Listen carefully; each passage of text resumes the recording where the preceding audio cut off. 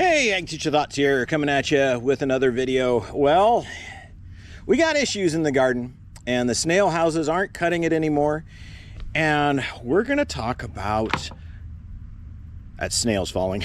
We're going to talk about snails and slugs and the damage that they can do in the summertime if you have a garden that you irrigate regularly.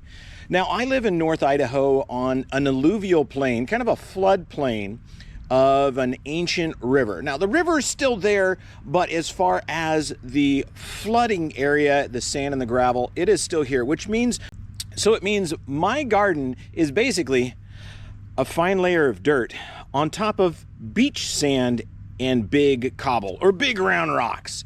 So it doesn't hold water long enough, which means I need to irrigate all the time, pretty much every day, to keep my garden the way it is. And that has led to an infestation of snails. Now, these, if these were native snails, I wouldn't have a problem. But these, oh, they're escaping.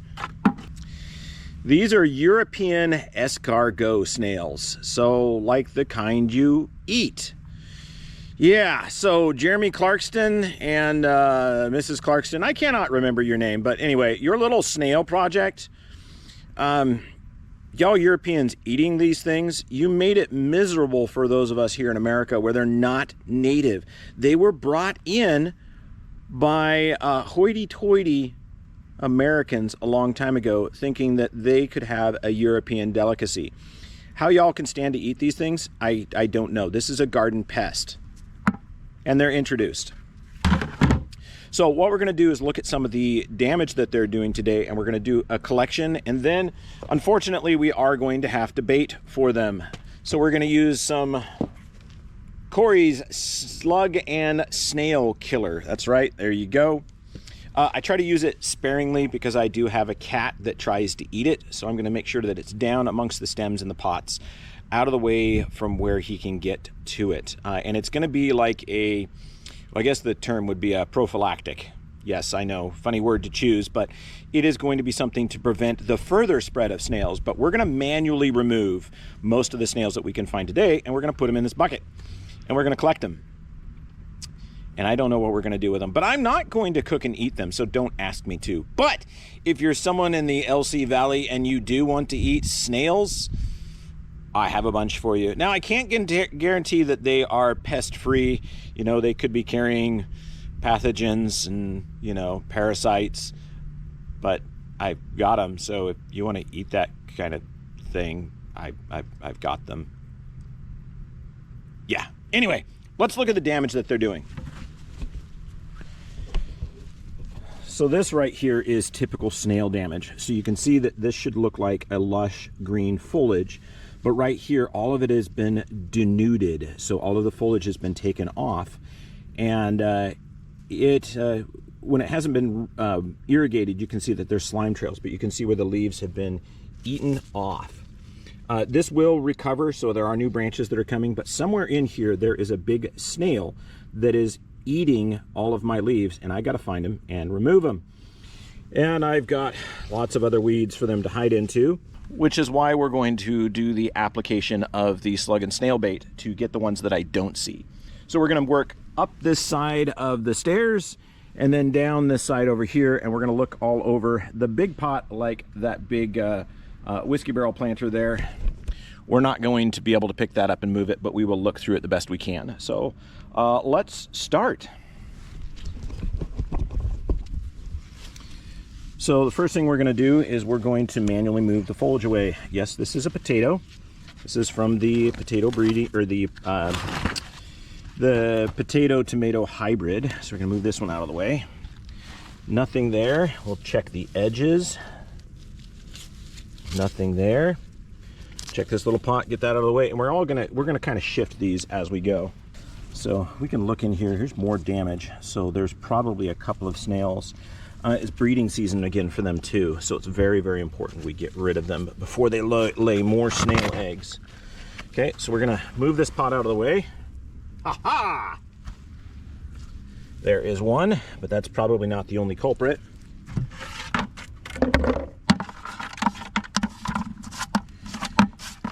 Yeah, I will make a official slug bucket in a little bit that has the copper ring around it. That'll keep them from going from the top. So we're gonna look in here, just looking for any places that there is dampness, see whether or not they're still hiding out there. Okay, now we go back to the planter. There we go, there's one right there. Into the bucket, we'll set you up. So I'm gonna slowly move around the rim of the pot, lifting up the plants and seeing if there is a snail hiding in there. Yep, so there's another one.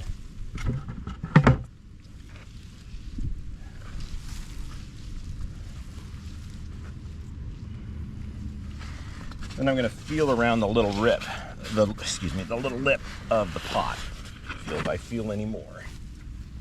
Okay. And then here we're just going to have to kind of look, because this one is way too big.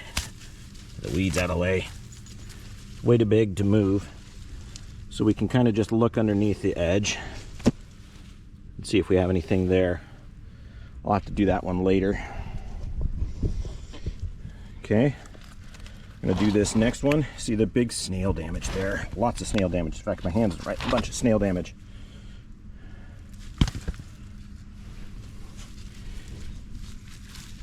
And gonna have to set you down.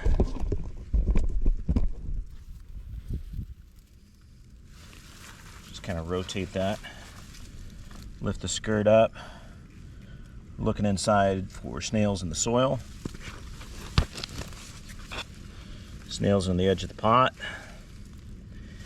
And when you lift it up, use two hands to kind of grab that skirt and support it. There we go. Look at that. See that live capture? There we go.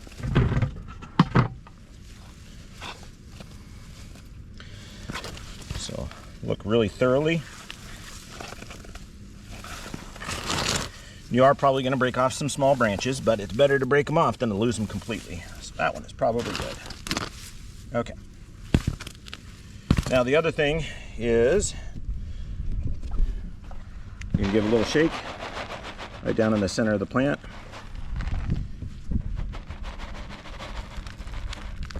Okay. So all of those three plants are good. Move them out of the way. This is our bubble gum. As you can see, this is a good size one. There's only one plant in there. So if you were going to buy a variety of petunia that had a punch, I would put in bubble gum. Okay, so we're going to move the plant out of the way. We can come back. There is a good sized slug. There is a snail.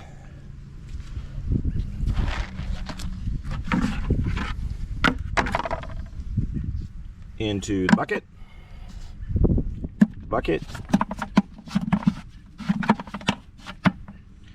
Yeah, luckily they're slow. Okay, take the opportunity to remove some weeds. And we're gonna look and see if there's any more slugs or snails hiding, like right in here. Yep. Oh yeah. They are getting ready to breed. You can see that they've got their gonads full of reproductive cells. Here's a leopard slug. We'll put that one in too. And then we're going to go in here and look in the cracks of the rocks. That's a native snail. We're going to leave him.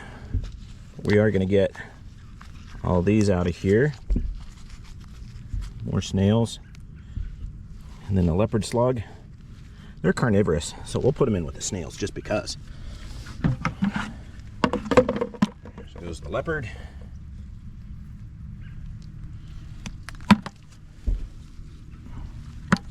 There you go, there's three more. Put our other rocks back. See over here if we find any more. Not under that rock, but there are some there.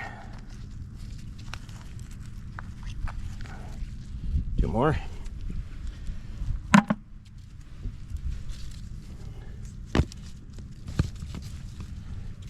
And look at that, 3 more there.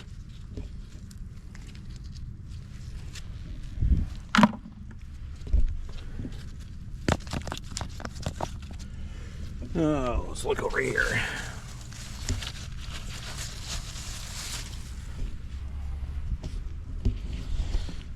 But yeah, that's the process. Going through, pulling things out, adding slug bait, removing the slugs, making sure that they're all captured and they don't escape. It's quite the project. So we're gonna check the bubble gum, then we'll put it back and move up the stairs. Okay, so I got one out of here, so we'll go ahead and start putting these back. Yeah, there's a little bait in there.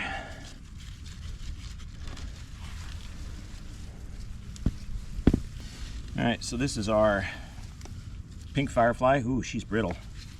You hear branches breaking. But again, we would rather remove slug or snail than lose it slowly over time being eaten by said slug or snail. Or lose a branch rather than lose the plant to slugs or snails. So, doesn't seem to be any on this one. Yeah, that one's good. Move it out of the way. Give it a little bit of our sprinkle.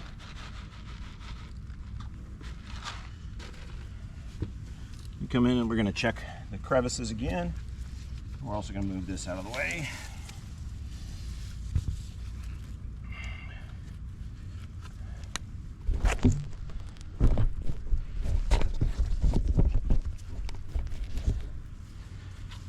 This one is a, oh, there you go. You see them? There's where they're hiding.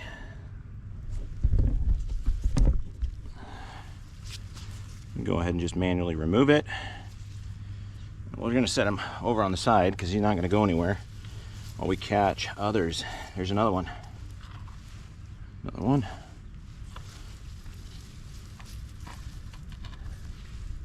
Another one. Oh, felt one on the rim, another one. Oh, look at that. Look at those. All right, there's 6 so far. There's a 7th.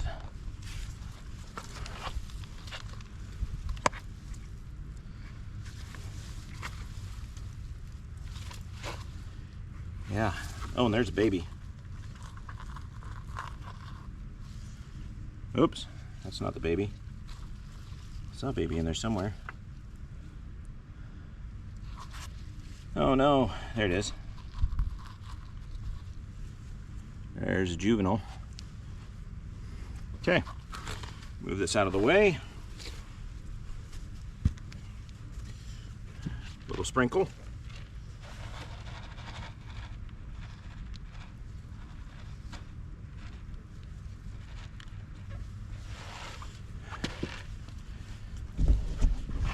There's our captures.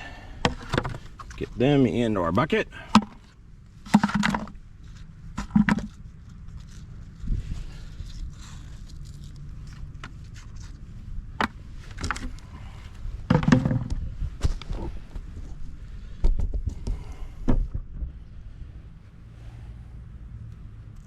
All right, grab the other side.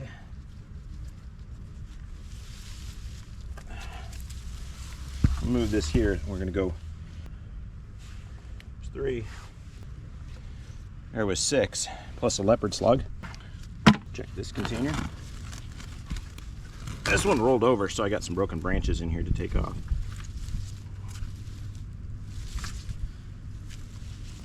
There's 1, 2. There's a 3rd. There's another one. All right, I can go back. Sprinkle of snail bait. I think we'll do one last one for right now, and then we're going to wrap it. First, let's get our snails in the bucket.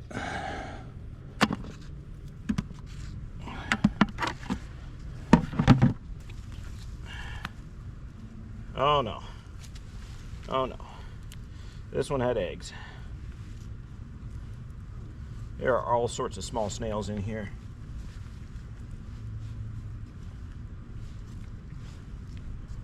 I don't know that I can get them all. You get big ones.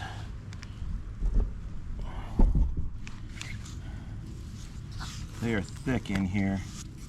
So we're gonna have to just bait this one after we remove the adults. Yeah, we'll just do that.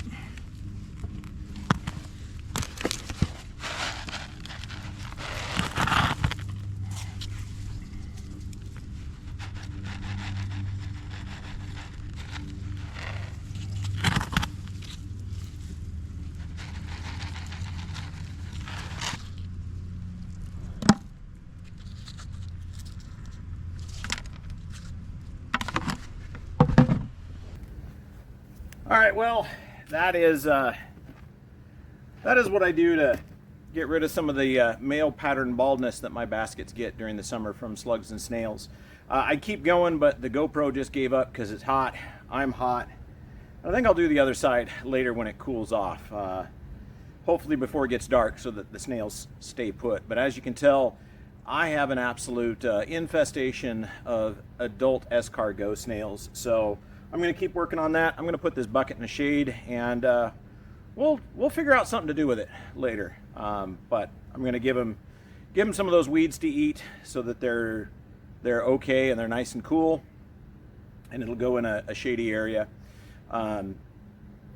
So yeah, we'll take care of those snails, and then we'll figure out what we're gonna do with them. Maybe I'll find somebody that wants to raise escargot snails in North Idaho for food. Ugh. Anyway, well, I hope you're enjoying. I hope you learned something. I hope you appreciate another lab coat edition of Ag Teacher Thoughts. Yeah, it's hot. I do this for you. Anyway. Oh, hey, it wouldn't be a video if I didn't plug Patreon, over at patreon.com/agteacherthoughts. We have a lot of cool stuff going on there. There are some super ultra top secret projects that are going to take me a couple years to wrap up, but the update videos are continuing to go on there. So join the channel for us over there and do all that. Anyway, hope you enjoyed Ag Teacher Thoughts.